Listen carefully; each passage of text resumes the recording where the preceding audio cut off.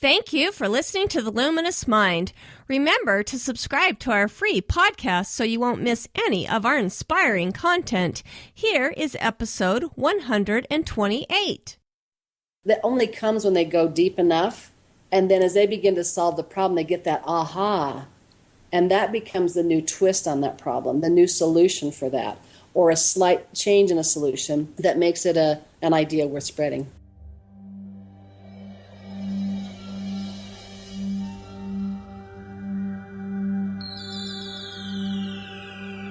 Benjamin Franklin once said, "Do not curse the darkness, rather light a candle instead."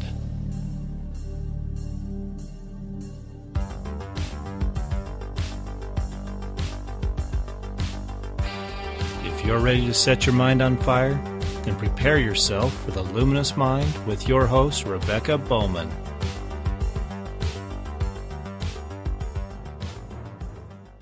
Today's fire starter is Maija-Liisa N. Maija-Liisa is a personal public speaking coach and professional presentation consultant who has worked with people in many Fortune 500 companies and major universities.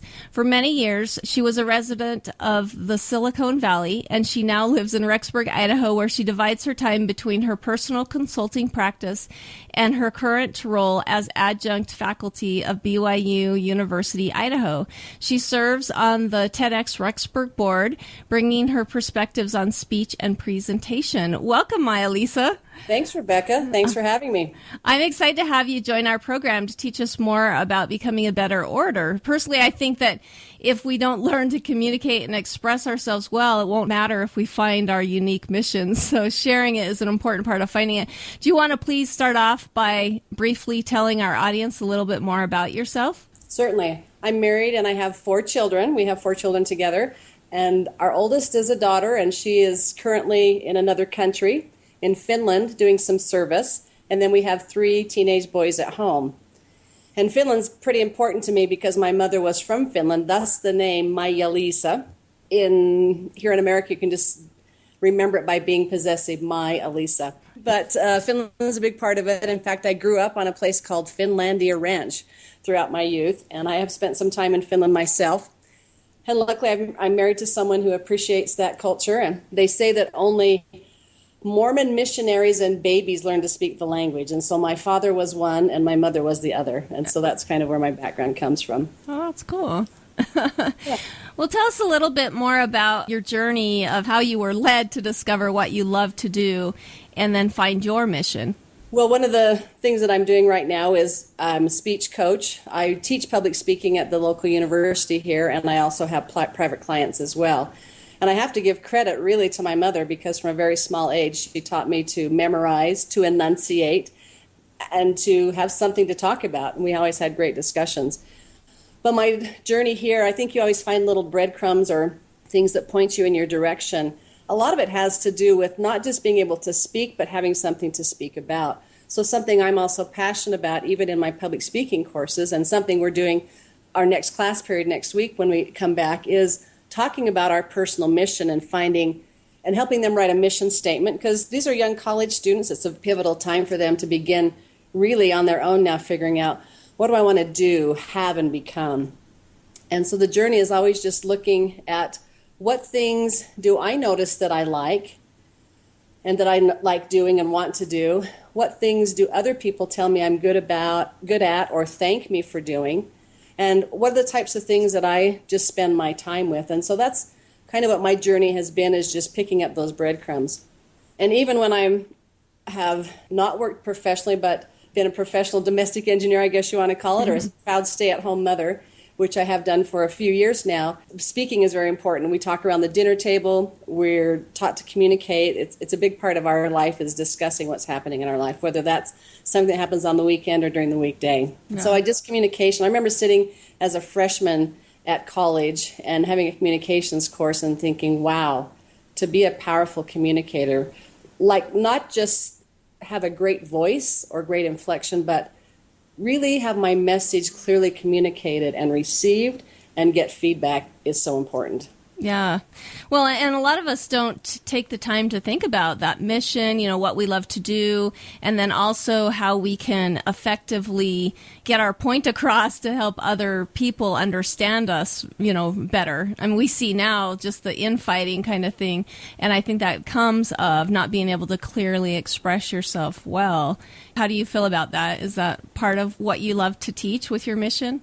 Yes, I love to help them know how to really clearly communicate, and I say, don't come in, make things divisive. Let's instead talk about something where it is a social issue, that's great, where we can get to know our audience well enough to know where they stand on it and maybe come a little bit closer. I think that's an issue in politics today, is there's so much partisanship that if we would just sit down and really communicate, maybe not even talk until the other person has completely explained their point of view. And even if I don't agree with it, be able to explain back to them what I think it is that they're saying, that we would come closer at truly communicating. Yeah, and make better strides and kind of friendships along the way. So Absolutely. Great. So tell me some challenges that you've had along the way and what you've learned from those.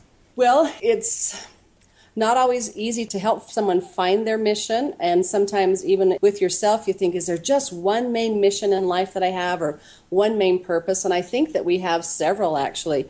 There are some that are common. So I guess the challenge is helping people know that there are some common missions that we may have in common with other people. And then there are some unique ones as well. And so working with both of them to help them know the difference between something that's maybe a little bit more long-term or even eternal, something that you came here maybe sent to do and want to return doing, or something specific to do for a time frame. So helping people understand that there maybe is more than just one mission that they should work with. Yeah, I mean, I can think that I have 4 different things that I'm pretty passionate about, so yes, being able to select those and talk about them would be great.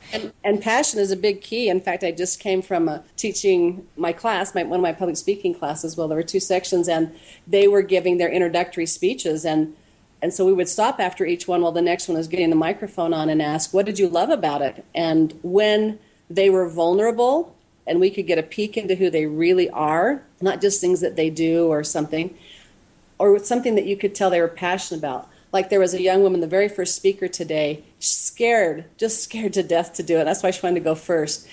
And she's talking about these sports. She's from another country, and then she's moved to here locally to Idaho. And as she's talking about these 2 sports, you know that she enjoys them, but suddenly she starts talking about soccer from her home country and just no notes anymore, just passion. And to help people look at those things that they're really passionate about, that's what we want to speak about, because that's our message to get out there. And sometimes the mess in our life is what becomes our message, or the pain becomes our purpose. Yeah. Well, and I think those are definitely the speeches that move me the most, is that when we know there's that emotional tie, that person really does feel that passion. Okay. So how do you think your paradigm has changed over time and with experience as you've been consulting and helping others and then teaching on this subject? Well, I think speaking before was without purpose. Sometimes it was more of an assignment, and so that's new.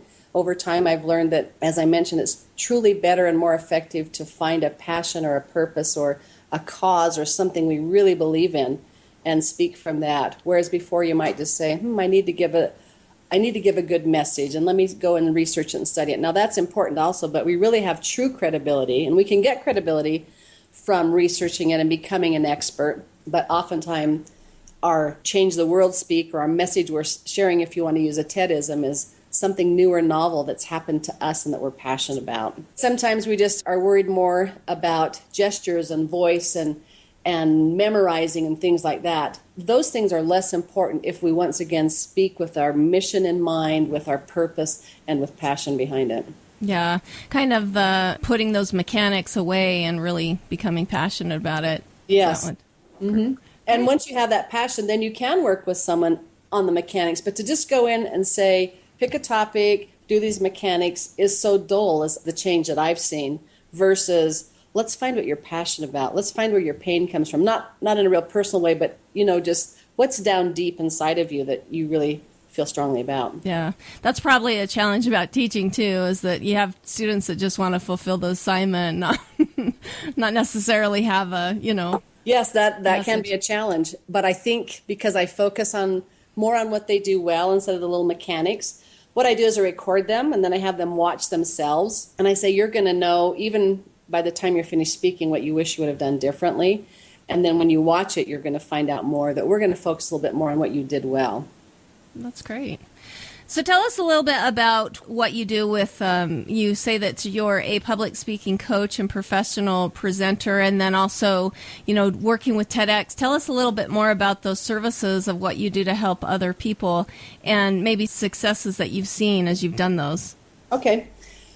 Well, TEDx recently happened here, and it was great. I didn't have too much time to work with them beforehand, but it was still very rewarding, I think, both for myself and for them, at least the feedback that I got and that they got. And it's helping someone to be, what I can do is help you crystallize your message. So you might have this, you're passionate about it because you know so much about it, but how do you condense it down and clearly and effectively communicate that message? So that's what I focus on in my private consulting practice, is to help them really crystallize that message, be clear about it, and then say it in a way that can change depending on whether on their audience. Great. And testimonials that maybe you've had, or successes that you've seen? One of them came back to me, and so some people are willing to change and some aren't, and one who was willing to incorporate every single thing that I did. He said the people who listened to me afterwards versus who had been listening before said just 180 degrees difference. So that was pretty rewarding right there. And another one said, boy, you've really helped me crystallize this more down, so I'm close to being able to write my book about it. Oh, wow. That is neat. That's great. So you've talked about how your mother was an influence in your speaking and doing those type of things, but what other mentors do you feel like you've had along the way that have made a significant difference in your success? And then what have you learned by mentoring other people? Okay. Well, something I did for speech myself was I participated in speech and debate when I was in high school and did well, especially in the speech arena. And that's something that I've always enjoyed doing. And two of my children have done that as well. One of them, the daughter that's doing the service, actually went to nationals in that and can speak very well extemporaneously. So I think just participating, that's a good way to learn, is just practicing and putting yourself in those situations. I can remember, though, when I started, I was, so nervous all the time. And I think if we ever get completely calm, then it's more about us instead of about them. If we still have some butterflies and we're really concerned that our message is for the audience and not for us. Later in life, when I was first married, we've been married about 26 years now, and my husband worked for Stephen R. Covey, and he's the author of The 7 Habits of Highly Effective People. And I was really excited in class yesterday to ask them if they knew who he was, because I had some quotes I wanted to share, because I think he made such an impact. And what I love about Stephen R. Covey is one of my mentors, someone who I read his books, but also met and had visits with. What he did, I don't know if you're familiar with this or not, but his dissertation was about taking the first 200 years of the United States as a country and going back through all of the literature and seeing if there were any patterns. And what he found is that the first 150 years really dealt with character, but those next 50 years up to the 200 mark had switched a little bit more to personality. That's interesting. And it's from those things that, and studying all of these great works, like he was the one, he would be studying, for example, Think and Grow Rich, which of course I've read as well and has an influence. But so he's kind of taking all of those great works up to those first 200 years of the United States. And from that and life's experience and spirituality and so forth, he's put together those 7 habits of highly effective people. The reason he's such an important mentor also is because he gives you a framework then to work with. And so it's not just 7 habits, but it's divided down even further too. The first 3 have to do with having a private victory, and the next 3 have to do with the public victory. So you have to be in line personally before you can be as successful publicly. Well, that's true. Well, and I would imagine being a mentor to a lot of people in those Fortune 500 companies, have you picked up a lot of extra little tips from them as far as mentoring those types of people as well? Yes, and I think they don't like a dog and pony show. They don't like that type of thing. They like authentic people. Going to Macworld and to Comdex and to a lot of the things that I did when I was in the Silicon Valley area, to see those people present, there's a difference in their presentation. I was lucky enough to be around when Steve Jobs was still around in that Silicon Valley area. And he just had such a great, he's someone that I love the way he presented. He's a great model. I have my students watch his things, even though they're kind of like, what, the iPhone? That's been around for a while now. I'm like, I know, put it on for people. But we're looking at the way he structures the talk. And it's amazing. There's a portion in his rollout of the iPhone where the technology completely fails, but you never know it. Oh, wow. Someone who has a backup plan. He uses great descriptive language, like it's wonderful, it's fabulous, isn't this incredible? He just knows how to, love him or hate him for what he did. He is a master presenter. And so to see those people live and to be there is really an incredible experience. Yeah, you can learn a lot from those types of, interactions and things like that. Great. So tell me, what books have you read that you feel like have been the most influential in your life and helped you? Oh, gosh. Well, as far as professionally, the ones I mentioned, 7 Habits and Think and Grow Rich, I really like Bob Proctor's Born Rich. I like Jack Canfield's The Success Principles. I like anything that kind of has a 1, 2, 3 or a framework, or a lot of things where you're kind of putting your life in perspective and say, these people have found a pattern, this pattern works, and if you follow it, you have a better chance of being successful as well. Yeah, at least being able to get that mission and message across, right? Because yes. we talk about authenticity and how important that is, but definitely, I think, don't you feel like in our world nowadays, too, we have a lot of people that are just trying to follow the successful person, but there's not a lot of authenticity behind their message. Do you feel like that's a problem, or? Yes, that is a problem often. There's too much cookie cutter and me too instead of finding the original idea. So when I'm teaching my professional presentation students to prepare a TED Talk at the university, and I do the same thing with my TEDx people, but they already know it because that's what a TED Talk's supposed to be. It's supposed to be something new, original, or at least a twist on something. So what we often do is just kind of look at the surface problem instead of really digging deeper. And so what I teach them to do is to say, so if this is a problem, why is that a problem?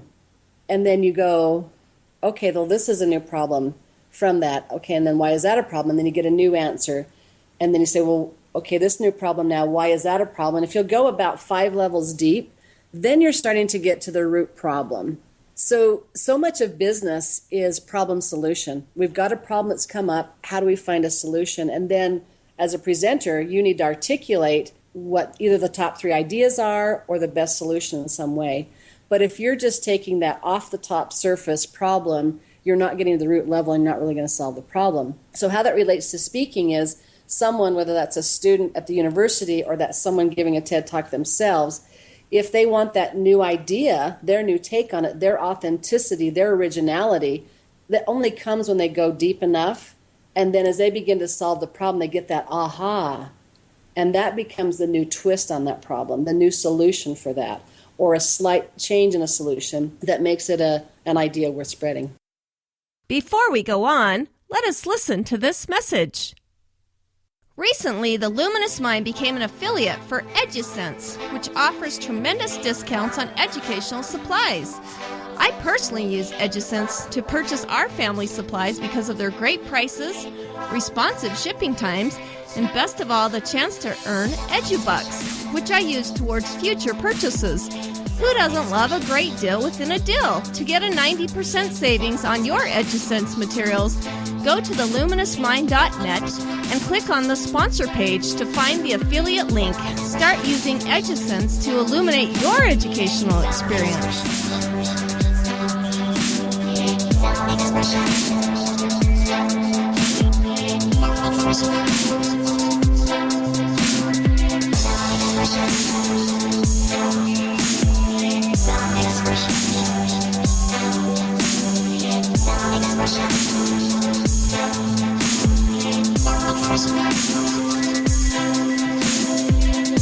Welcome back to The Luminous Mind with Maija-Liisa Adams in expressing your mission.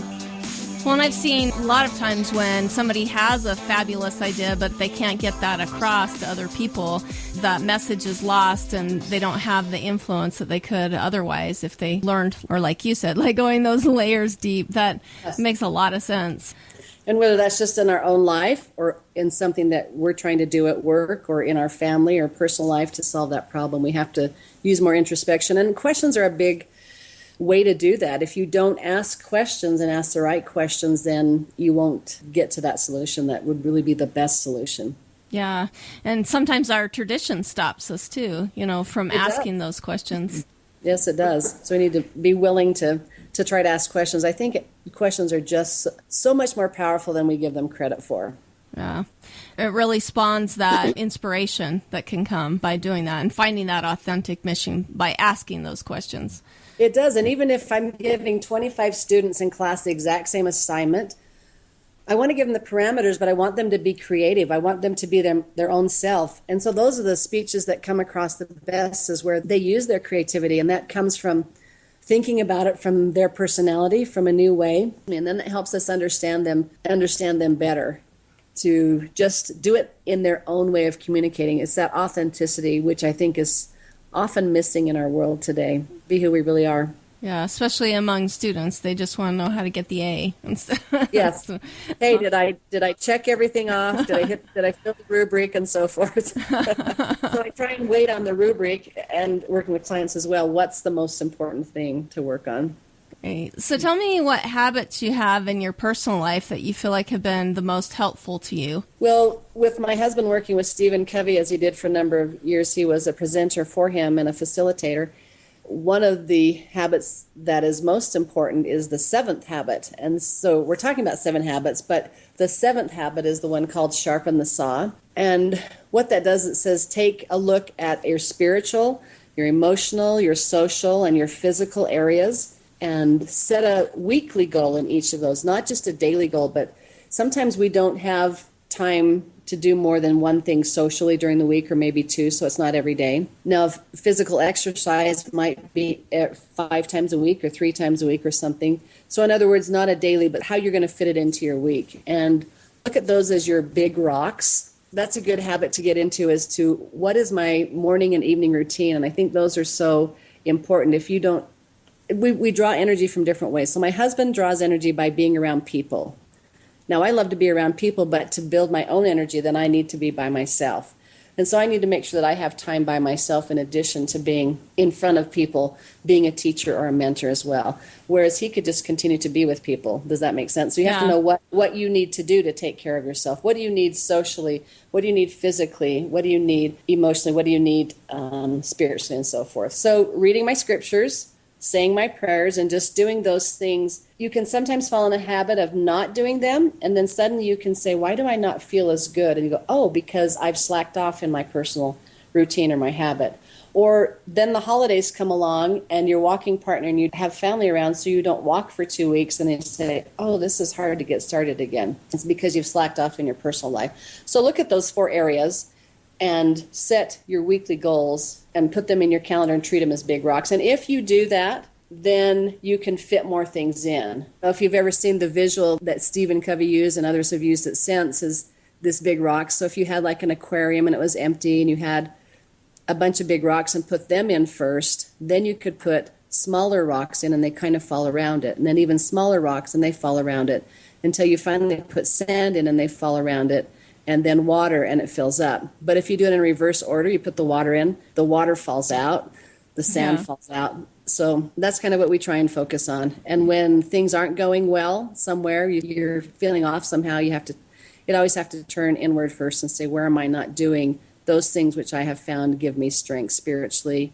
socially, physically, and emotionally. Yeah. Well, and when I was doing the sharpening the saw, too, it made me completely healthy. My whole soul, my body, everything, my mind was invigorated, all those things. But also with sharpening the saw, I found myself doing things that were really hard for me, that at first were like, oh, I really struggle. Because I would put, especially in socially, I need to forgive this person, or I need to get out and talk to this. But sometimes I was put in a situation or having myself do things that were really hard, and I found it to be, really beneficial. I think we had a past guest on that talked about that every day we should do something that scares us. It's really true. I like that a lot. And we're much more able to do something that scares us if we are hydrated, fed, have had sleep, we have good relationships, that there's nothing amiss that way. But if we're tired or hungry or sleepy, well, sleepy is the same thing, but you know what I mean, in those different areas, then we become cowards, and it's much easier to snap at someone or to not do something hard. Yeah. But when we get that strength in there, then it's easier to take those on. And I can certainly see that in my life, that the times I'm doing those things that really feed me in all of those areas, then it's much easier to take on something hard. Yeah. It's kind of like if you aren't used to walking, like you said before, then when you're asked to do it in a situation that you never knew that it required it, that's going to be a struggle for you. But that's great. Exactly. I love that discussion. So tell us some of your long-term goals and what you hope to accomplish in your life. Well, I really, at this point, just want to do more of helping people get their message across. It's amazing to me as you pay attention to the way people speak. It's challenging for them sometimes to say what it is they really want to say. So, like I said, you can't just start with, well, say it this way and move your hands this way. You have to go deep inside. And I want to be able to help more people do that, because then that helps them feel better about themselves and it helps them feel heard. Sometimes in my life I haven't felt heard, and the answer is not to get louder, because I've tried that and it doesn't. We all do that as moms, right? Right.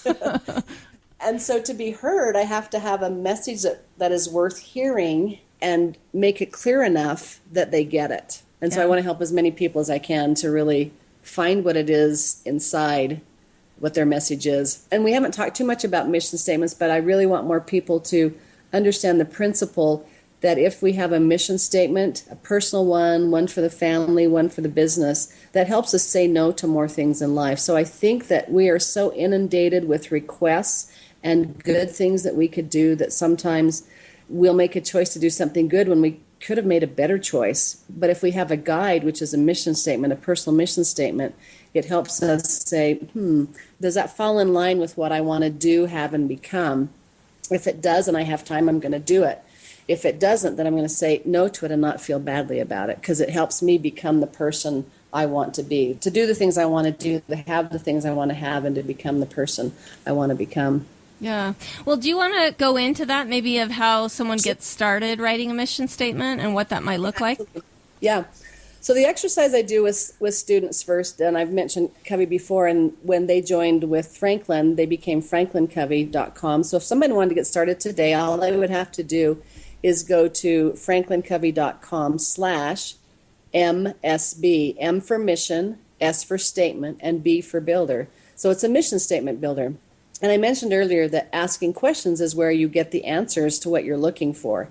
And what they do is they ask you a series of questions, and you fill them out based on your personality and what you value and so forth. And then it kind of feeds back to you some basic statements of who you are and things that you want and things that are important to you. And that's a great place to start. And so I have my students go through that. But after I've worked with, or after they've done that, then I have them look at it and see if there are things that can be combined or things that really should be there instead. And then I think the next step that's important is to actually close your eyes and visualize and think about, like, go to a place of nature. And you kind of need someone to guide you through this. So we'll guide them through closing their eyes and thinking about a place that's special to them, and see if there are certain people that kind of pop into their mind that might have a message that remind them of who they are. Like, I'm a firm believer that we came with some of our talents. And I'm also a firm believer that we're here to have some experiences, like learn how to navigate in a body for one thing.